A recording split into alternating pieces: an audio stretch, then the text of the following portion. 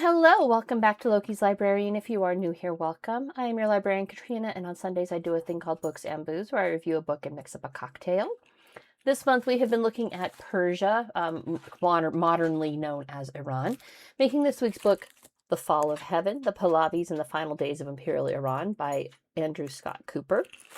The accompanying cocktail is a Long Live the Shah, which AI has kicked out like 4 different versions of this cocktail for me, so I finally just screenshotted the last one and said, that's the one I'm making. It is 2 ounces of bourbon, 1/4 ounce of mezcal, 1/2 ounce of saffron infused simple syrup, and 2 dashes of orange bitters.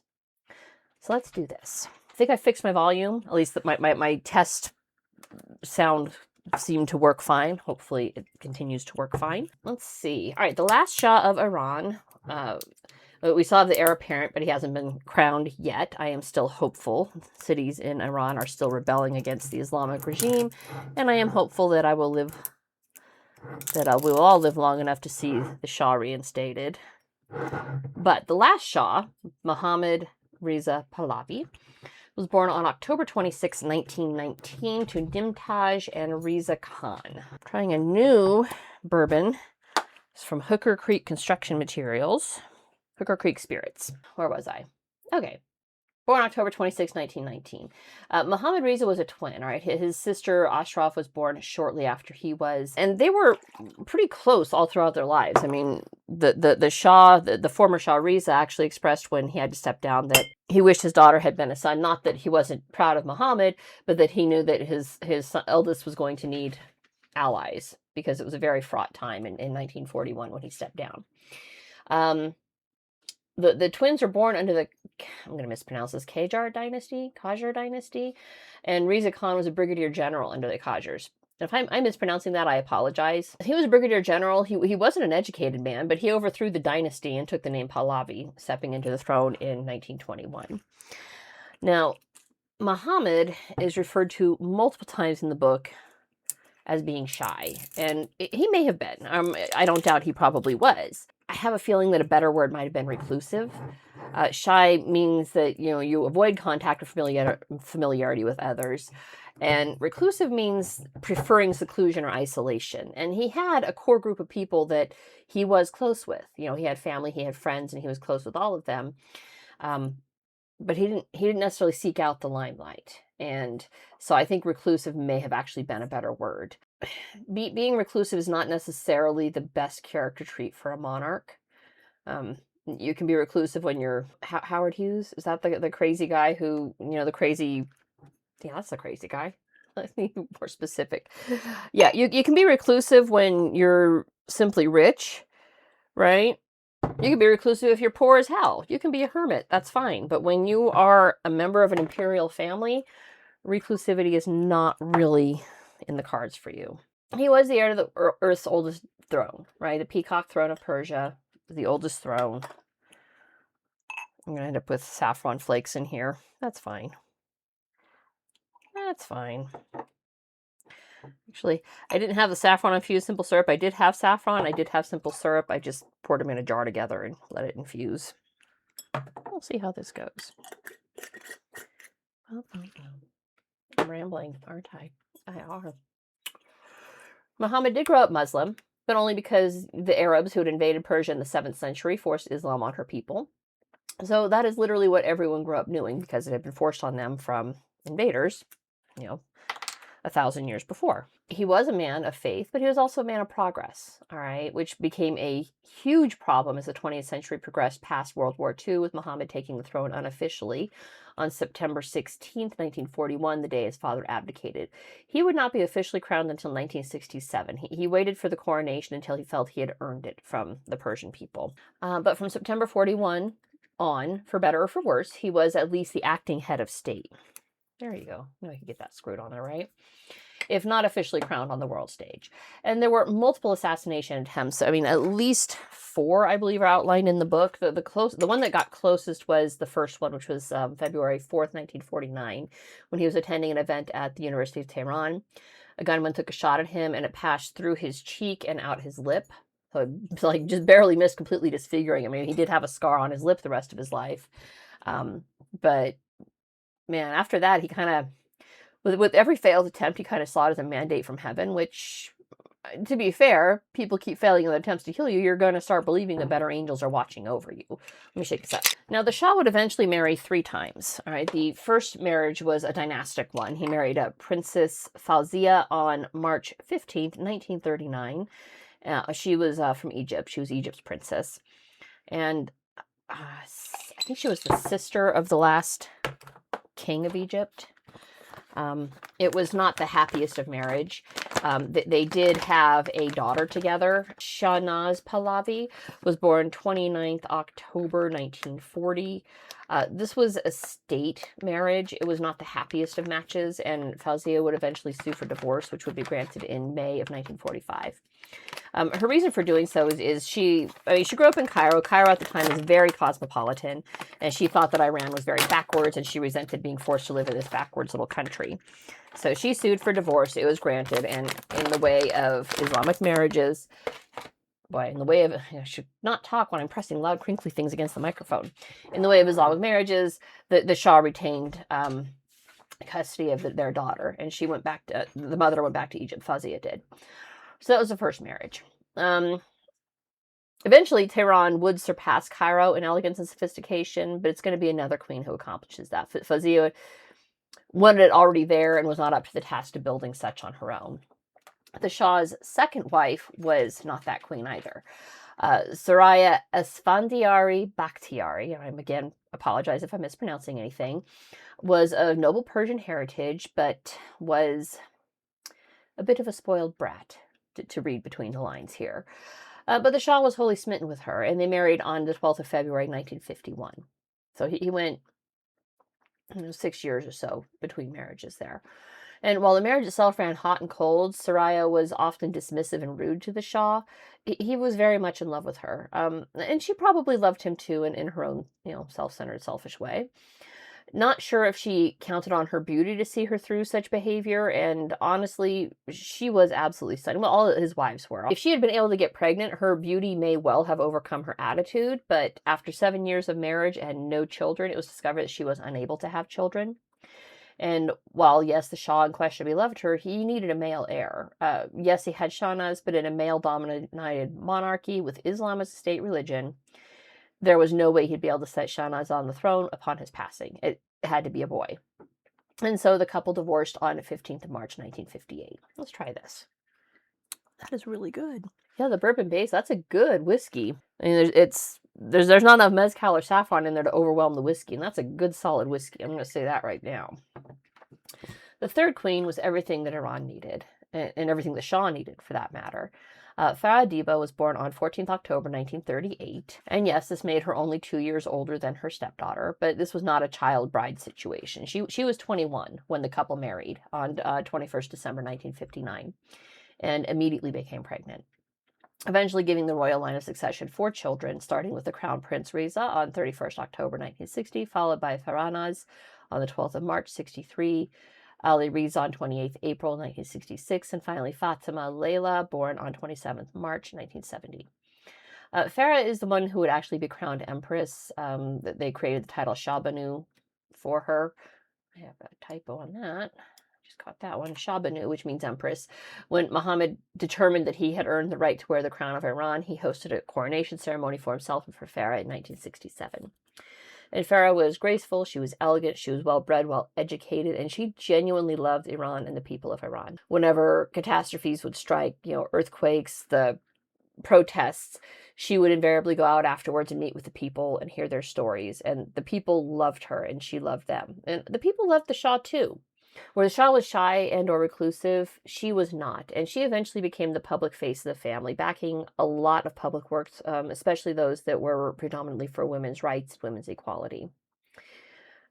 Yes, this did cause her problem with some of the imams, but very much towards the end of everything. So where did things go wrong for the Shah? He had a country that was up and coming. It had massive oil reserves, which were in heavy demand the world over. He had inherited a constitutional monarchy, with the Iranian constitution having been passed well before he was born. It was passed in 1906. And elections were fairly standard by the time he stepped into the throne in 41, right? And a quick search of the Iran 1906 constitution is going to get you text in English, or you can get an AI recap, which shows that everything was in place for a successful republic that should have lasted for centuries, not the scant 73 years that it did from 1906 to 1979, right?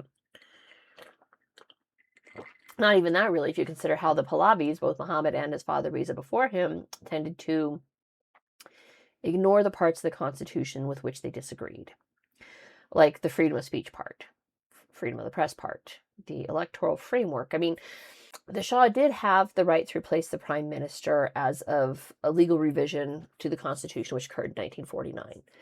A right that the Shah used in 53 to dismiss Mohammad Mossadegh, or rather there was a coup against Mossadegh that saw him removed from office because he didn't really want to step down. And it kind of seems like that was the watershed moment that ultimately led to his own downfall. What happened? Well, part of it was, for lack of a better description, professional jealousy. The Shah was shy and or reclusive, retiring. Mossadegh was not. He was well liked by the people. He was adept at turning a crowd to his side in any situation, sometimes through rhetoric and sometimes through guile. He would feign lightheadedness and faintness to draw attention away from the Shah when the Shah was speaking, for example. And because the Shah was a kind person, when that happened, he would go and dance attendance upon Mossadegh. And of course, the people saw the Shah bowing down and helping this man, and that makes an impression. And he would do this a lot. Like, whenever it appeared the Shah was trying to do anything more than be a reigning figurehead, Mossadegh would get dramatic. And the Shah wanted to rule, not just to reign. He wanted to be more hands-on in the running of the country. And so there was a power struggle between the two, with Mossadegh holding the power of the people, but the Shah having the ultimate political power to dismiss Mossadegh, which he didn't really exercise. He instead chose to leave Iran for an extended vacation with wife number 2 in 1953. His moment of leaving was an interesting gambit, historically speaking, as he left just when the tides of popular opinion were turning in his favor, and the people of Iran started seeing Mossadegh as the showman he was. So he was on vacation in Switzerland and other parts of Europe, and the CIA, this is where a lot of the rumors about the CIA controlling the Shah come from. He used Kermit Roosevelt, who was the grandson of Teddy Roosevelt, as a liaison. They offered their support to the Shah in a coup against Mossadegh, and the Shah declined. He's like, I don't want the CIA's help. It actually speaks to how much care he had for the people of Iran, that he would not authorize bloodshed even against his enemies to secure his own throne, which is a character trait that is going to be with him his entire life and ultimately does cost him the throne. And you'll see how in just a little bit. Now, instead, he authorized the army to undertake a coup in his stead. And on 19th of August, 1953, after only 43 deaths, I know that some reported thousands, Amnesty International certainly does, although the Red Cross went in and confirmed it was like 43. Mossadegh was overthrown, the Shah reinstated, with General Fazlollah Zahidi as the prime minister. And Mossadegh eventually went into exile and died a few years later, I think. So from 1953 on, the Shah is firmly in power. He would eventually run through prime ministers like hotcakes. I think he had a new one like every 1 or 2 years. Most of them were not awesome. More on that in a bit. From 53 to 63, the Shah nationalized the oil fields, and he made strides in civil liberties for his people. The Savak, which was the Iranian intelligence agency, was very much a thing. But what's reported in the book is that when people were arrested by the Savak under the Shah, they would report being bored in prison.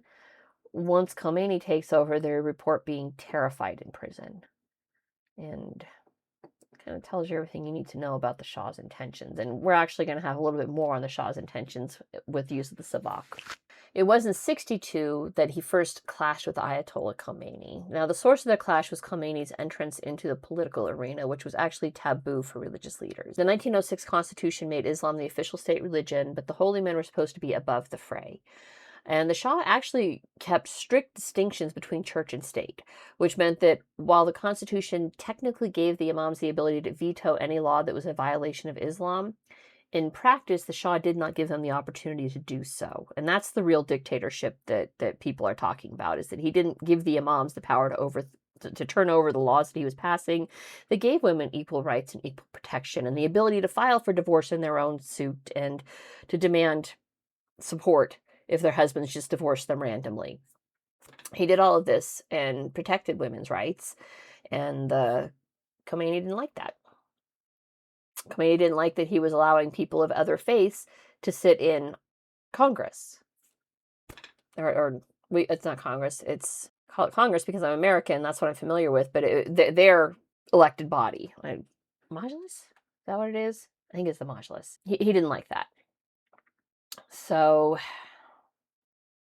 yeah, Khomeini took that personal light. He condemned the Shah for allowing members of other faiths to stand for elected office and for giving the women the right to vote. How dare he? In 1963, the Shah launches the White Revolution, which was a series of massive reforms going all in, confirming women's rights to vote, religious freedoms, expanding public education, public works, museum arts.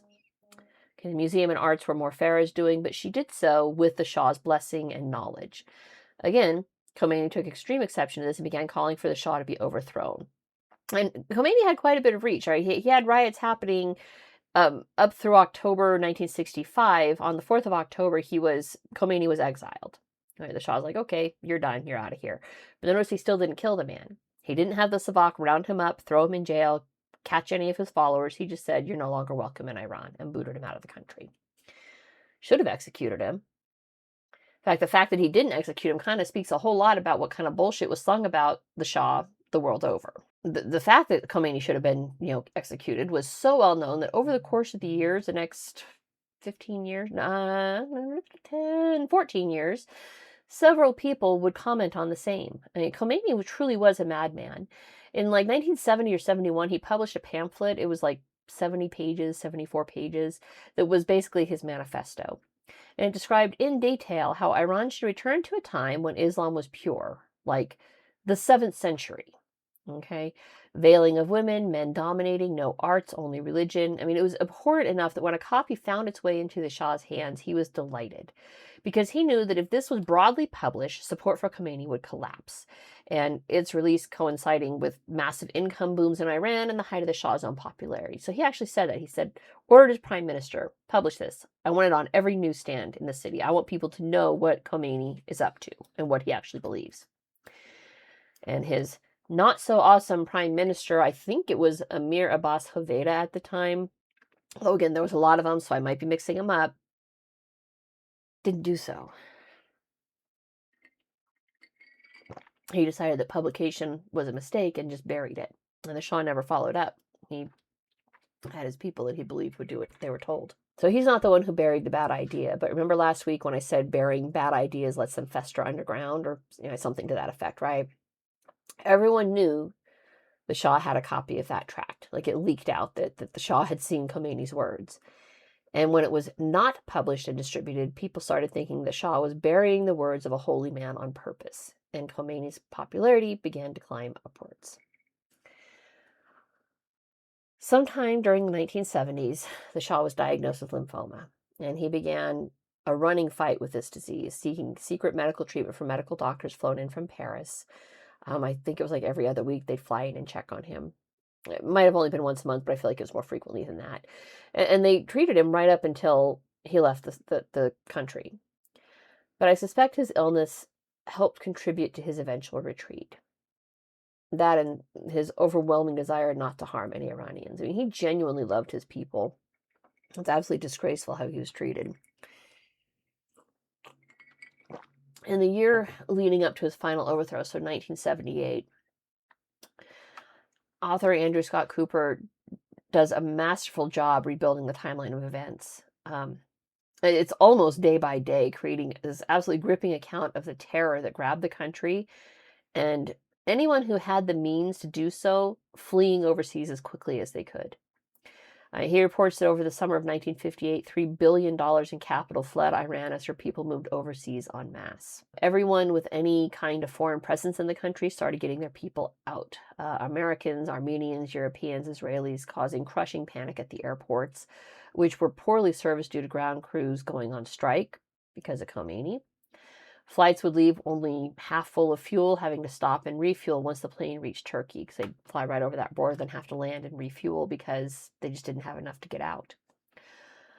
All of this helps explain the enormous number of demonstrators in support of Iran from places outside of Iran these days. I mean, millions of people are flooding the streets of major cities from Europe, Canada, America, in support of the Pahlavi's return and in support of the people of Iran. All right, her sons and daughters fled to the corners of the globe, just awaiting better days for a chance to return. My husband have a sip of this Hooker Creek stuff. It's good. He knows the owner of the distillery, which is how we ended up with a free bottle of Hooker Creek spirits.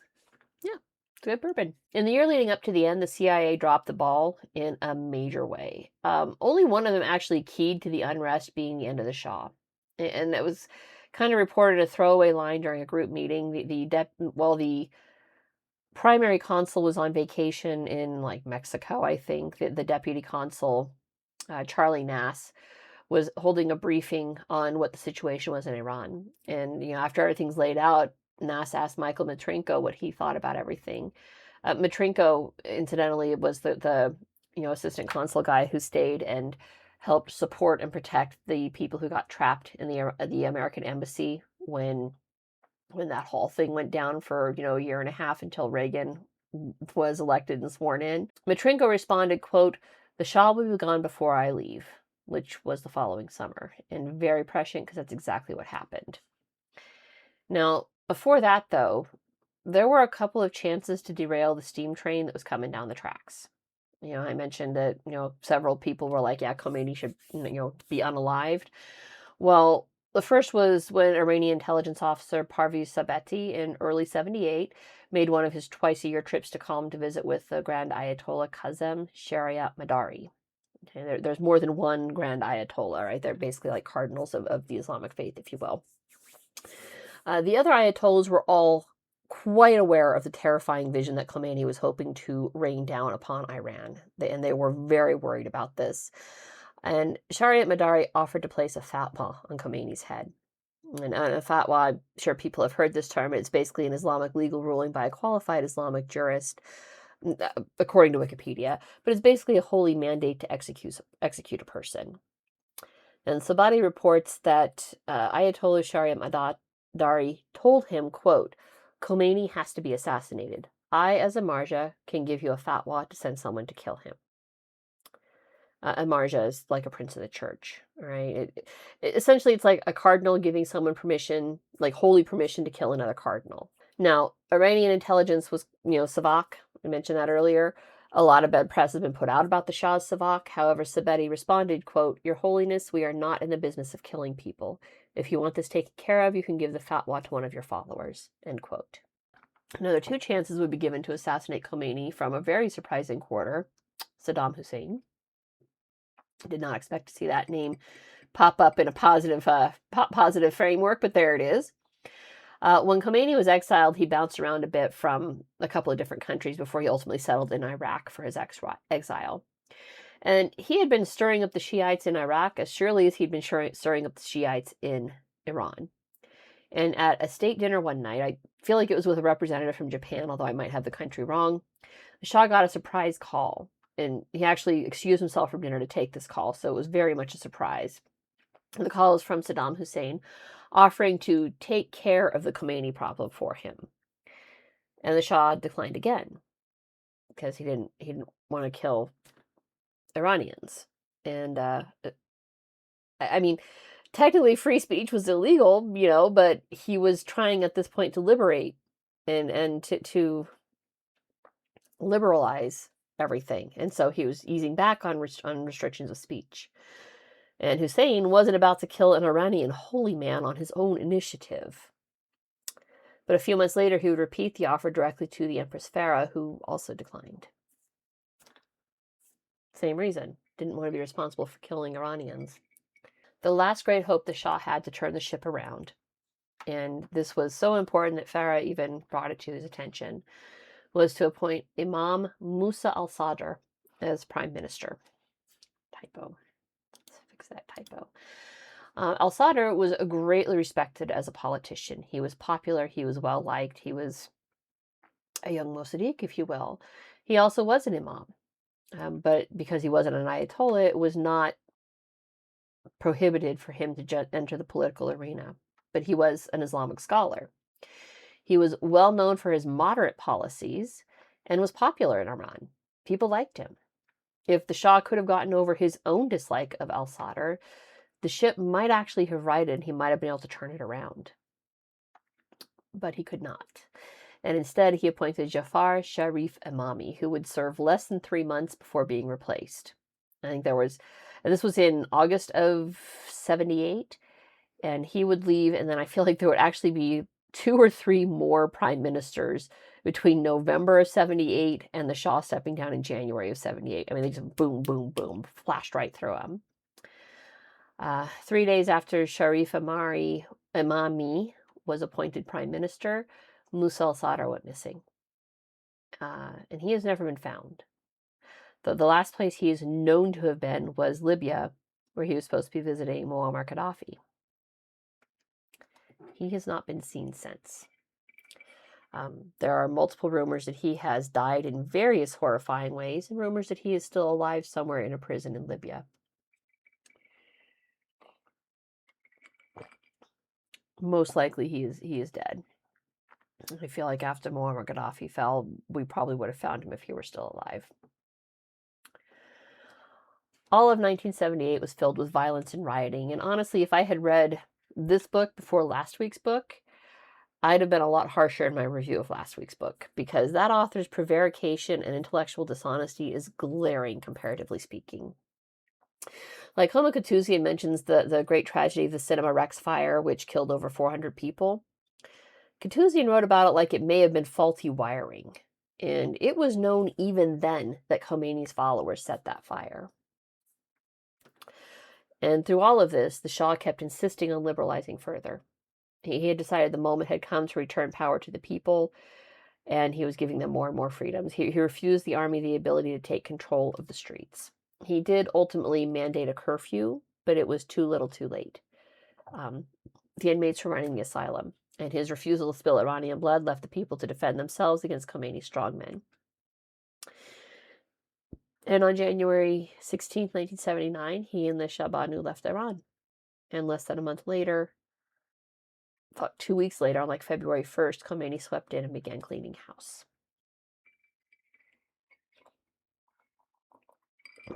What did that entail? Well, all the worst abuses that Khomeini accused the Shah of, he did. He performed, plus some. Quote from the book.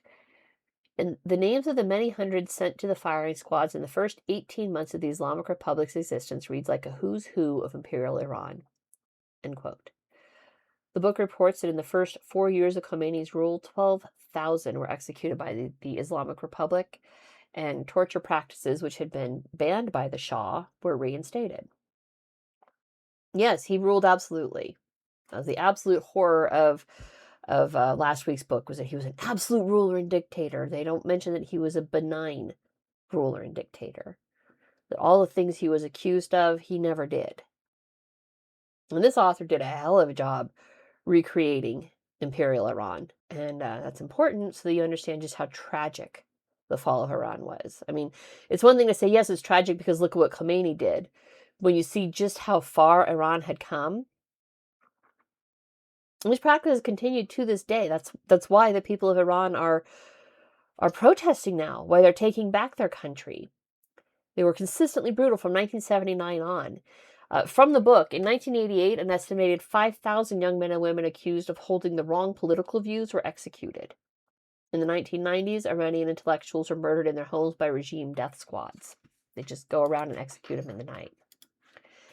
In 2009, when Ahmadinejad had his rigged election, which was where last week's author stopped his book, several hundred protesters were tortured for their having objected to the rigged election. Would have been tortured with the absolute blessing of the Ayatollahs. Khomeini died in like 89, I think. Maybe 88, but 88 or 89, Khomeini died. He was born in like 1901 or something like that. So it was the Ayatollahs who were still running the asylum. The heirs of Ayatollah Khomeini. And, yeah. When Saddam Hussein made his second offer to take out Khomeini, the one he made to the Shah Banu Farah, he did so saying, quote, "It is better that 1,000 Iranians die now than 1,000,000 die later," end quote. Which was also incredibly prescient, as between 1980 and 1988, the war between Iran and Iraq raged, and 1,000,000 Iranians died in that conflict. I mean, if he had taken out Khomeini, yes, his followers in Iran would have rebelled. They would have screamed and howled and raged, and maybe 1,000 of them would have died as a result. But look at all the lives lost because of that failure to act. It wasn't until 2 months after the Shah left Iran forever that the CIA actually got around to translating and reading Khomeini's political treaties, which is, like I said, they really fell down on the job with this one. That one that the Shah ordered widely published. If the CIA had actually done their job in 1970, if they'd have gotten their hands on a copy of this, which was available, wasn't published on the street corners, but it was an underground treatise, they would have seen the calamity barreling down the tracks and set to take out the stability of the Middle East. And they might have killed Khomeini on their own without even asking the Shah, just sparing him the necessary details, being like, oh no, he died. We happened to bomb the shit out of the hut he was living in. I'm not advocating for assassination. I'm just saying it might have happened 7 years before I was born, maybe. The CIA had any fucking balls. But they did not. Instead, they completely ignored Khomeini, saw the Shah's refusal to act, determined he was done, and yes, tried to form their own partnership with Khomeini, who outfoxed them all by pretending to play nice. This has been mentioned multiple times recently on social media. In Islam, it's called taqiyya, or lying for self-preservation. You're allowed to lie to non-believers in Islam. And Khomeini loathed and despised the United States. You really can't hate Carter enough for turning his back on our allies at the expense of stability in a highly volatile region, and leaving the majority of Iranians to suffer under Khomeini. And it was the majority. It was a very small minority that were supporters of his. But that minority is willing to be violent and there's no violent pushback, well, the last 46 years is what happens. When he left Iran, the Shah bounced around a bit, seeking medical treatment in the United States before settling in Egypt under the hospitality of his friend, President Anwar Sadat. And he died there on the 27th of July, 1980. He is buried in Egypt, I believe, with a bag of Iranian soil that he took with him into exile. This book was outstanding. It really was. And you get a sense that the Shah was a gentleman in the literal sense of the word. He was a gentle man. All he ever wanted was good things for his people. And he saw not just the advancements the West had achieved, but how those advancements improved the lives of Westerners. Medical care far outstripped what was available at the time in Iran. Technology outstripped it. And everything was so advanced, and he wanted that for his people. He wanted them to have all the benefits of an advanced education, advanced medical care, advanced farming techniques that would bring more food to the table so that his people didn't starve. He wanted these things for them. He aimed to improve the lives of his people consistently. His educational initiatives weren't just so that kids could read and write. He wanted to make Iran a center for medical industry so that people would come from all over the world for advanced treatments in Iran. He wanted culture, he wanted art, he wanted industry for the people of Iran so that they could all have jobs outside being poor peasant farmers. He wanted the very best for his people. Oh, man. So sad. And in the end, a tiny minority of people, tiny minority, wanted that power over others that Khomeini promised them, and they took it. Most of the people just wanted to feel safe in their own homes. And when the Shah couldn't or wouldn't deliver that, refusing to round up and jail the dissidents in the name of liberalization, they were left bereft and foundering while the Shah fled the country. And I think he intended to return. I truly do. You can't love your people for as long and as hard as he did and intend to leave them to a butcher like Khomeini. I think he meant to come back. But his long fight with cancer caught up with him. And while he's fighting for his life against this brutal disease, Khomeini got to work executing the military coup that would have helped the Shah return in triumph. And that's it for this week.